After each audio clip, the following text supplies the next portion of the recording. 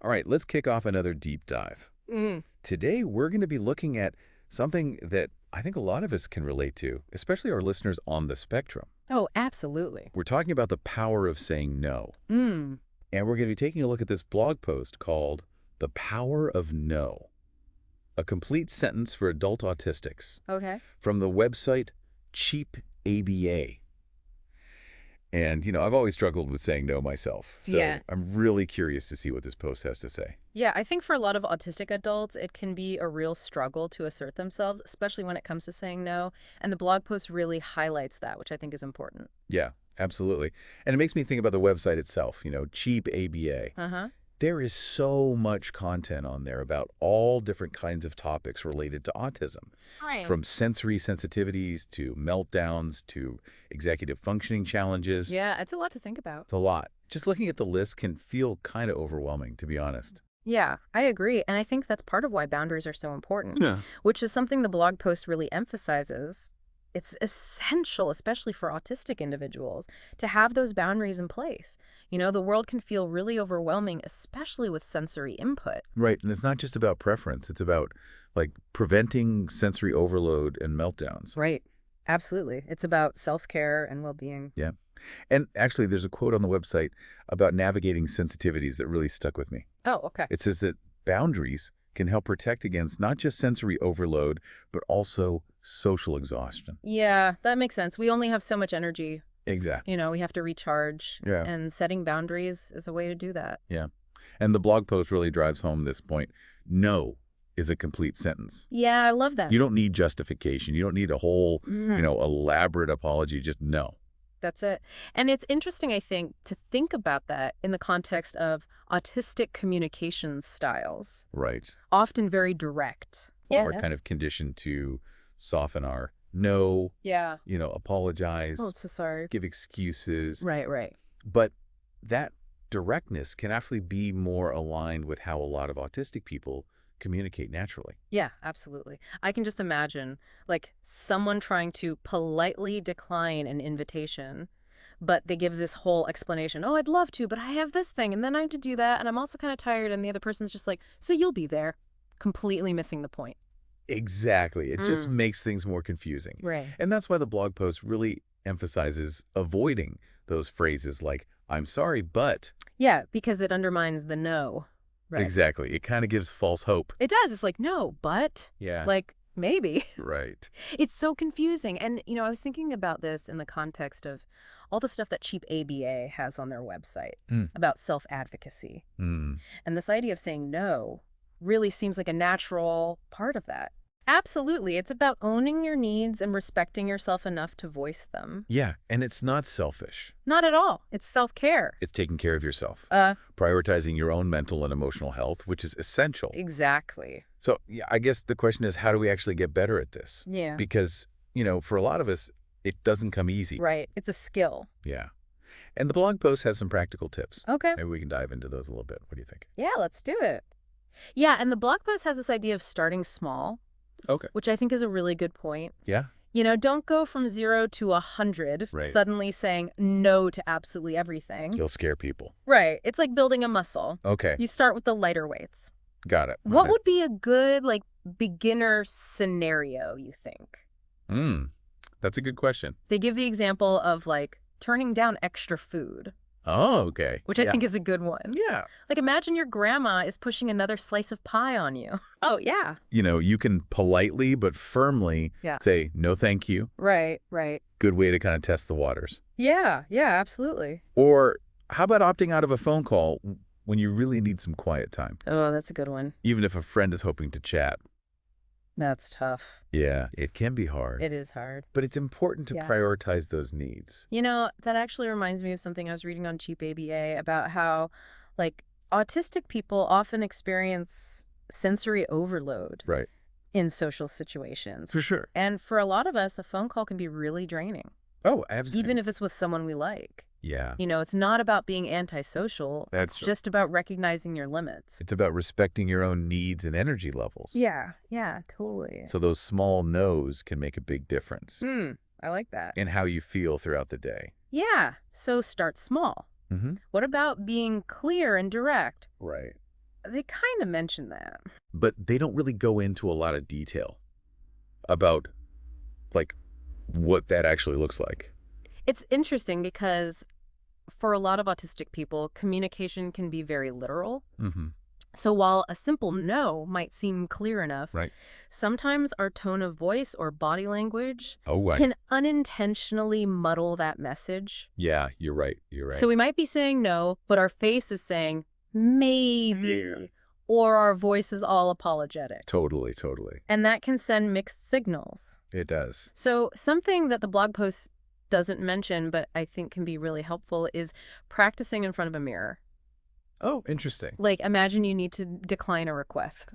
Okay. Just try different ways of saying no. Yeah. Does a firm no thank you feel right? Okay. Or how about a simple I'm not able to do that? Oh, yeah. It's all about finding what feels authentic and clear for you. That's such a good idea. I love that. It's like a dress rehearsal Exactly. for real life. Right. Yeah. Okay, so we've got start small, be clear and direct, and then there's the big one, avoid justification. Right.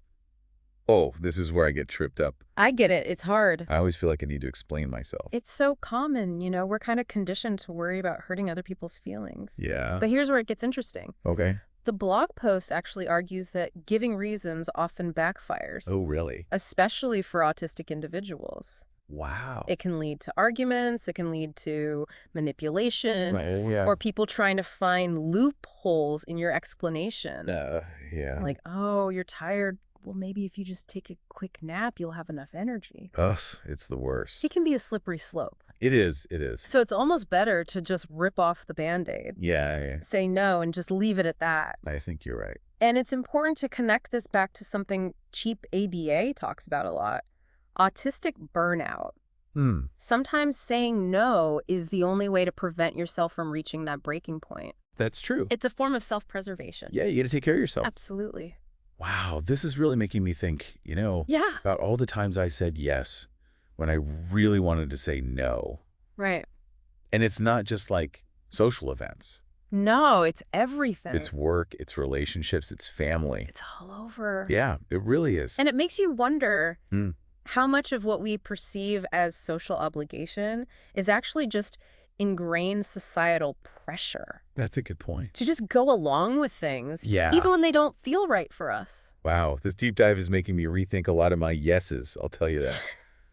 I think that's a valuable takeaway for everyone, Yeah, not just autistic people. right. I think we're often so used to saying yes out of habit or politeness Uh-huh. that we forget that we have the right to decline Right, we do have that. things that don't feel right for us. It's like we've been programmed Yeah. to be yes machines. Right, exactly. And we forget that we're allowed to have needs and boundaries. And the blog post is like this permission slip Yes. to reclaim that power, I love that. to say no. Okay, so we've talked about starting small.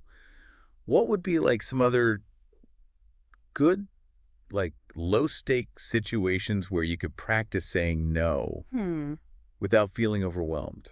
Let's see. Well, we talked about turning down food. Right. How about like someone asking you to volunteer for something Oh, you're not really interested in? Yeah. Or maybe like a coworker asks you to cover their shift when you've already got plans. Ooh, that's a good one. Yeah. I think those are tough too, because it's like you're conditioned to feel guilty Yeah. for saying no in those situations. Absolutely. Like you're letting people down. Right. But it's like, no, we're not being selfish. Exactly. We're taking care of ourselves. It's about boundaries. Yeah. Healthy boundaries. Right. Which benefits everyone, really. Right. If you think about it, when we're constantly overextending ourselves, Yeah. we're not showing up as our best selves for anyone. Right. That's so true. Not even ourselves. Yeah, absolutely. Absolutely. Okay. And then there was the point about being clear and direct, Right. which, yeah, we were talking about how body language and tone of voice can sometimes contradict a word, especially if we're feeling kind of anxious or unsure. Right. Yeah. I found that practicing different ways of saying no can be helpful. Oh, like actually saying the word no out loud? It might feel silly, Okay. but just try it. Say no in different ways, firmly, gently, with a smile, with a shake of your head. Just see what feels authentic for you. Yeah. You can even practice in front of a mirror. I like that. I like that. Like anything else, the more you practice, the more comfortable you get, I think. Absolutely. And you'll find that as you get more comfortable saying no, Yeah. people will probably start to respect your boundaries more. Right, like you're setting a precedent for Yeah. how you want to be treated. Right. Okay, so start small, be clear and direct, and then, of course, there's the avoiding justification piece, Right. which I think is the hardest one Yeah, for sure. for a lot of people. It can be tough, especially if you're used to, people pleasing or masking your true feelings. Right. But the blog post points out that justifications often backfire. Yeah, they do. They lead to arguments, manipulation, Right. people trying to find loopholes in your explanation. Totally. Like, you give them an inch, And they take a mile. you take a mile. Yeah. So sometimes it's better to just be firm, Right. direct with your no, and leave it at that. No explanation needed. You don't owe anyone an explanation. That's so good. I love that. Your no is valid on its own. Your no is valid on its own. I'm writing that down. Good. That is going on a sticky note on my mirror. I love it. What a powerful reminder. It ties in really well with that final point from the blog post, which is to practice self-care. Yes. Saying no is just one part of it. It's part of a larger picture Right. of taking care of ourselves. Exactly. Right. Recognizing that you deserve to take care of yourself. Yeah. Physically, emotionally. Right. Making choices that nourish you Absolutely. and bring you joy. Cheap ABA actually has some really great articles on self-care strategies. They do. Yeah. So many different ways to approach it. Yeah. Could be spending time in nature, listening to music, reading a book, taking a bath. Yeah. Meditation. Yeah, Anything that helps you feel grounded. exactly. It's important to find what works for you Absolutely. and make it a regular practice. It's not a luxury. It's not. It's essential. Yeah. I love that. Well, I think as we wrap up this deep dive into the power of no, Yeah. I think the big takeaway for me is that it's not selfish Right. or It's rude the opposite? to say no. Yeah, It's actually an act of self-respect, absolutely. self-preservation, For sure. and ultimately self-love. Beautifully said. And it's a skill Yes. that anyone can develop with practice. With practice, yeah. So I encourage you, start small, be clear and direct, avoid justification, and prioritize self-care. Yes. You might be surprised at how much one little word can change your life. Such a good point. If you're looking for more insights on autism and self-advocacy, definitely check out the Cheap ABA website. They have a ton of great information. Until next time, keep diving deep.